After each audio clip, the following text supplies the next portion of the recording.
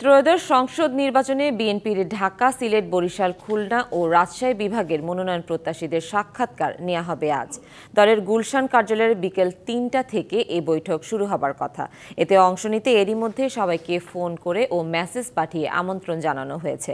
বৈঠকে মনোনয়ন প্রত্যাশীদের দলীয় নেতাকর্মীদের সঙ্গে না আনার নির্দেশনা দিয়েছে বিএনপি।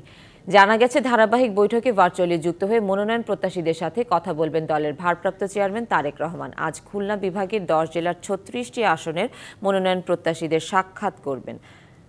রাজশাহী মহানগর ও জেলার 6টি আসনে অন্তত 50 থেকে 60 জনকে ডাকা হয়েছে। বরিশাল বিভাগের 6টি জেলার 21টি আসনে মনোনয়ন প্রত্যাশীদের আসতে বলা হয়েছে। আমন্ত্রণ জানানো হয়েছে সিলেট বিভাগের 19টি আসনের জন্য 80 থেকে 90 জন মনোনয়ন প্রত্যাশীকে। এর আগে রবিবার চট্টগ্রাম ও রংপুর বিভাগের মনোনয়ন প্রত্যাশীদের সঙ্গে মতবিনিময় হয়।